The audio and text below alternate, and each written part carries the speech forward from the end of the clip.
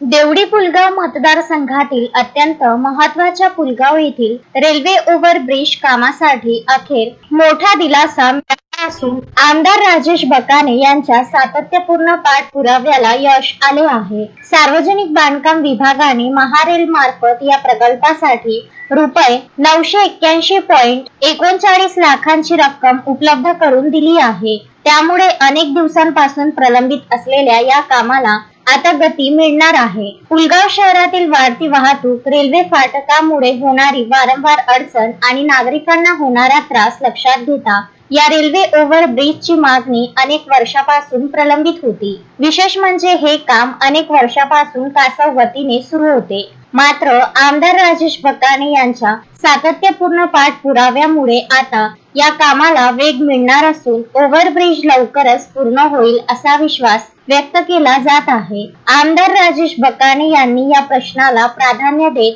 विविध स्तरांवर सातत्याने पाठपुरावा केला। संबंधित विभागांशी बैठका, पत्रव्यवहार आणि निधी उपलब्धतेसाठी केलेले प्रयत्न यामुळे अखेर निधी मंजूर होण्याचा मार्ग मोकळा झाला। सदर निधी उपलब्ध झाल्यामुळे आता पुलगाव येथील LC क्रमांक 80 वरील अप्रोचेससह संपूर्ण रेल्वे ओव्हरब्रिजचे काम जलद गतीने पूर्ण होण्यास मदत होणार आहे। या प्रकल्पामुळे शहरातील वाहतूक कोंडी मोठ्या प्रमाणात कमी होईल, तसेच नागरिकांना सुरक्षित आणि सुलभ प्रवासाची सुविधा उपलब्ध होणार आहे। या संदर्भात प्रतिक्रिया देताना आमदार राजेश बकाने म्हणाले की पुलगावकर नागरिकांच्या दैनंदिन अडचणी दूर करण्यासाठी हा प्रकल्प अत्यंत महत्त्वाचा आहे। शासनाकडे सातत्याने पाठपुरावा करून हा निधी मिळवण्यात यश आले आहे। आता प्रशासनाने काम दर्जेदार आणि वेळेत पूर्ण करावे ही अपेक्षा आहे। या निर्णयामुळे पुलगावकर जनतेमध्ये समाधानाचे वातावरण निर्माण झाले असून